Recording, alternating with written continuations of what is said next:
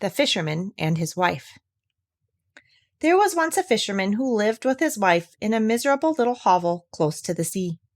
He went to fish every day, and he fished, and at last one day, as he was sitting looking deep down into the shining water, he felt something on his line. When he hauled it up, there was a great flounder on the end of the line. The flounder said to him, "Listen, fisherman, I beg you not to kill me. I am no common flounder. I am an enchanted prince. What good will it do you to kill me? I shan't be good to eat. Put me back into the water and leave me to swim about." "Oh ho!" said the fisherman. "You need not make so many words about it. I am quite ready to put back a flounder that can talk." And so saying, he put back the flounder into the shining water, and it sank down to the bottom, leaving a streak of blood behind it. Then the fisherman got up and went back to his wife in the hovel. "Husband," she said, "hast thou caught nothing today?" "No," said the man. "All I caught was one flounder, and he said he was an enchanted prince, so I let him go swim again." "Didst thou not wish for anything, then?" asked the good wife. "No," said the man. "What was there to wish for?" "Alas," said his wife, "isn't it bad enough always to live in this wretched hovel? Thou mightest at least have wished for a nice clean cottage. Go back and call him. Tell him I want a pretty cottage. He will surely give us that." "Alas," said the man, "what am I to go back there for?" "Well," said the woman, "it was thou who didst catch him and let him go again. For certain he will do that for thee. Be off now." The man was still not very willing to go, but he did not want to vex his wife, and at last he went back to the sea. He found the sea no longer bright and shining, but dull and green. He stood by it and said, "Flounder, flounder in the sea, prithee hearken unto me. My wife, Ilspill, must have her own will, and sends me to beg a boon of thee." The flounder came swimming up and said, "Well, what do you want?" "Alas," said the man, "I had to call you, for my wife said I ought to have wished for something as I caught you. She doesn't want to live in our miserable hovel any more. She wants a pretty cottage." "Well, go home again then," said the flounder. "She has her wish fully." Well, the man went home and found his wife no longer in the old hut, but a pretty little cottage stood in its place, and the wife was sitting on a bench by the door. She took him by the hand and said, "Come and look in here. Isn't this much better?" They went inside and found a pretty sitting room, and a bedroom with a bed in it, and a kitchen and a larder furnished with everything of the best in tin and brass and every possible requisite. Outside there was a little yard with chickens and ducks and a little garden full of vegetables and fruit. "Look," said the woman, "is not this nice?" "Yes," said the man, "and so let it remain. We can live here very happily." "We will see about that," said the woman. With that, they ate something and went to bed. Everything went well for a week or more, and then said the wife, "Listen, husband, this cottage is too cramped, and the garden is too small. The flounder could have given us a bigger house. I want to live in a big stone castle. Go to the flounder and tell him to give us a castle." "Alas, wife," said the man, "the cottage is good enough for us. What should we do with a castle?" "Well, never mind," said his wife. "Do thou but go to the flounder, and he will manage it." "Nay, wife," said the man, "the flounder gave us the cottage. I don't want to go back. As likely as not, he'll be angry." "Go, all the same," said the woman. "He can do it easily enough and willingly into the bargain. Just go." The man's heart was heavy, and he was very unwilling to go. But he said to himself, "It's not right." But at last he went. He found the sea was no longer green. It was still calm, but dark violet and gray. He stood by it and said, "Flounder, flounder in the sea, prithee hearken unto me. My wife, Ilspill, must have her own will, and sends me to beg a boon of thee." "Now what do you want?" said the flounder. "Alas," said the man, half scared, "my wife wants a big stone castle." "Go home again," said the flounder. "She is standing at the door of it."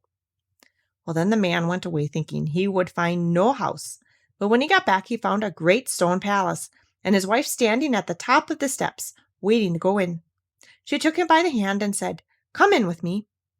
With that, they went in and found a great hall paved with marble slabs and numbers of servants and attendants who opened the great doors for them. The walls were hung with beautiful tapestries, and the rooms were furnished with golden chairs and tables, while rich carpets covered the floors and crystal chandeliers hung from the ceilings.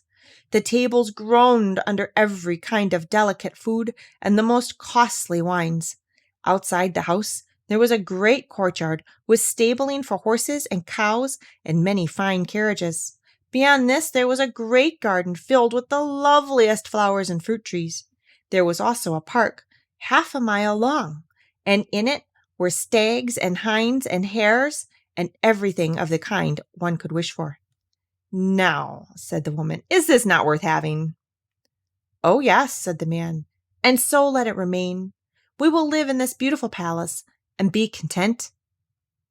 "We will think about that," said his wife, "and sleep upon it." With that, they went to bed. The next morning, the wife woke up first. Day was just dawning, and from her bed she could see the beautiful country around her.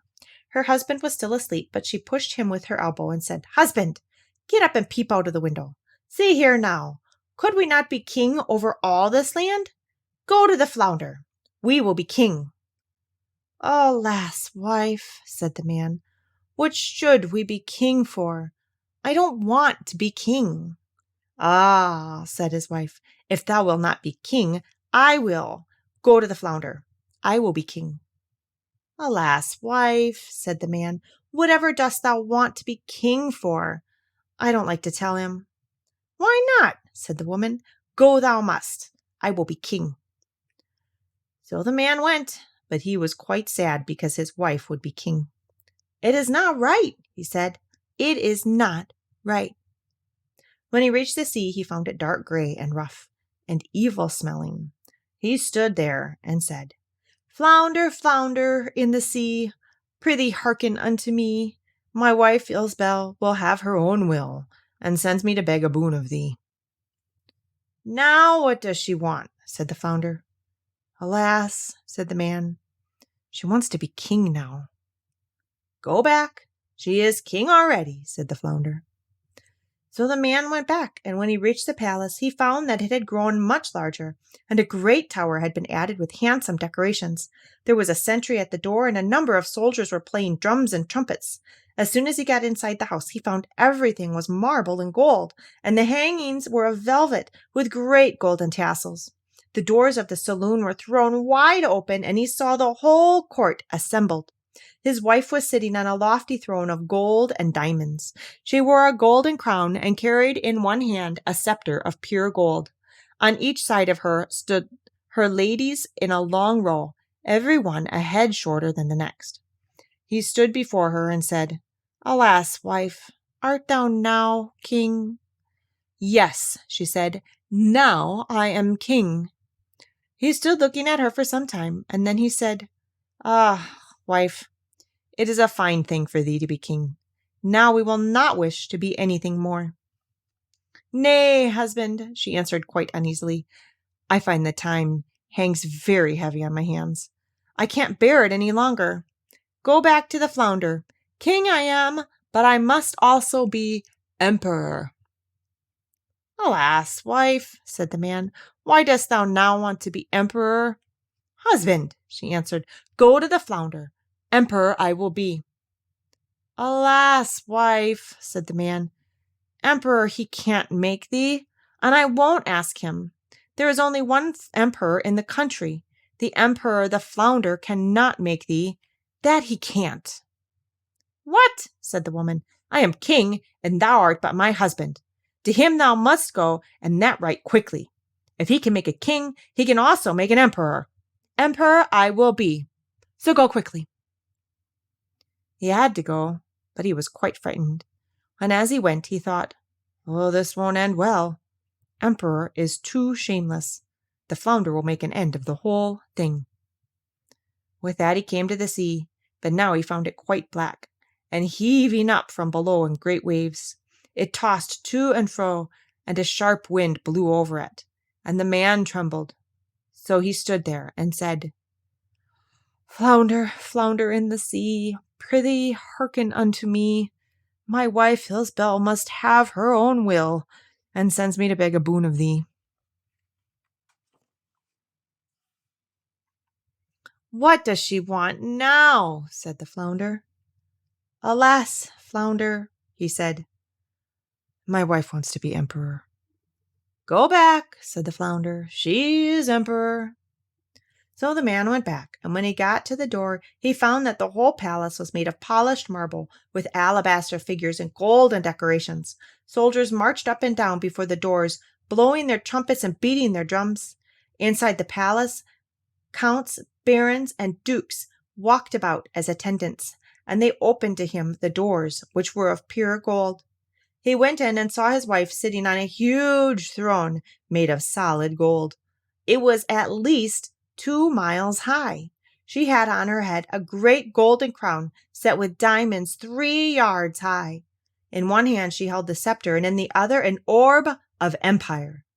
On each side of her stood the gentlemen at arms in 2 rows, one each a little smaller than the other, from giants 2 miles high down to the tiniest dwarf no bigger than my little finger.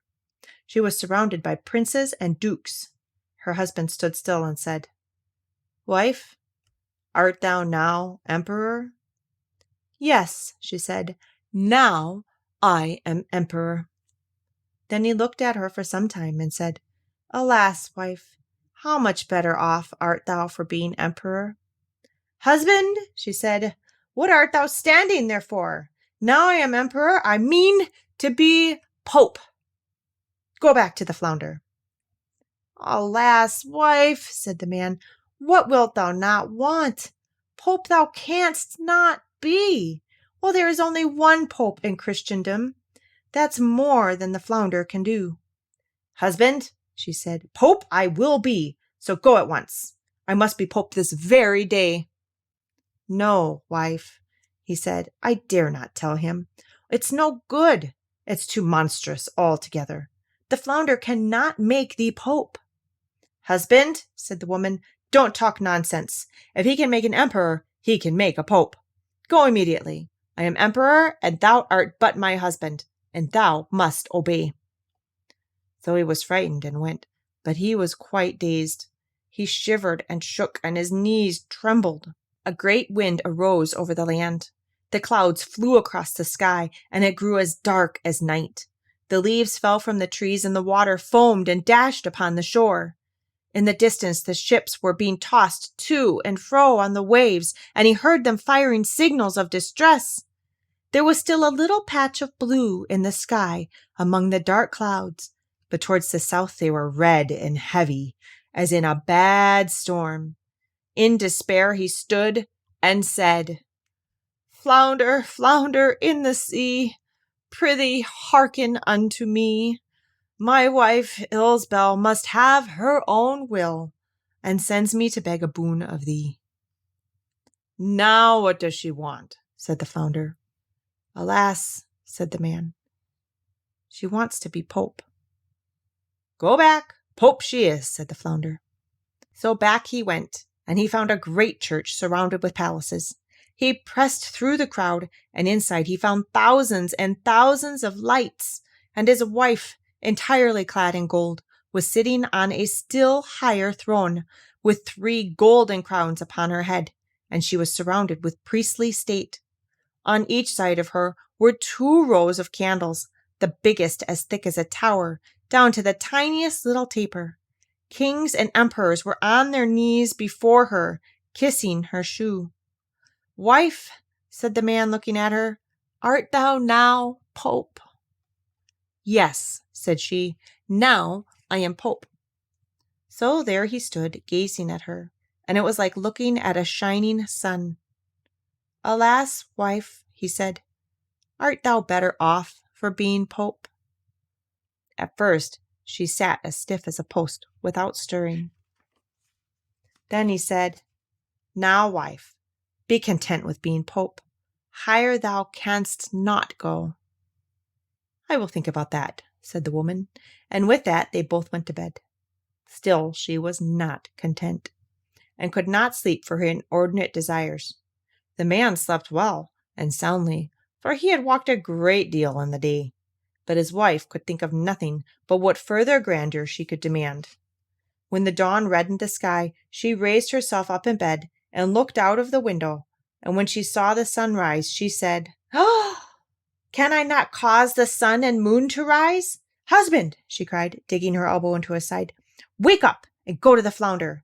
I will be lord of the universe." Her husband, who was still more than half asleep, was so shocked that he fell out of bed. He thought he must have heard wrong. He rubbed his eyes and said, "Alas, wife, what didst thou say?" "Husband," she said, "if I cannot be lord of the universe and cause the sun and moon to set and rise, I shall not be able to bear it. I shall never have another happy moment." She looked at him so wildly that it caused a shudder to run through him. "Alas, wife," he said, falling on his knees before her, "the flounder can't do that. Emperor and Pope he can make, but that is indeed beyond him. I pray thee, control thyself, and remain Pope." Then she flew into a terrible rage. Her hair stood on end. She kicked him and screamed, "I won't bear it any longer. Wilt thou go?" Then he pulled on his trousers and tore away like a madman. Such a storm was raging that he could hardly keep his feet. Houses and trees quivered and swayed, and mountains trembled, and the rocks rolled into the sea. The sky was pitchy black. It thundered and lightened, and the sea ran in black waves, mountains high, crested with white foam. He shrieked out, but he could hardly make himself heard. "Flounder, flounder in the sea, prithee hearken unto me. My wife Ilsebel must have her own will, and sends me to beg a boon of thee." "Now what does she want?" asked the flounder. "Alas," he said, "she wants to be lord of the universe." "Now she must go back to her old hovel, and there she is." So there they are to this very day.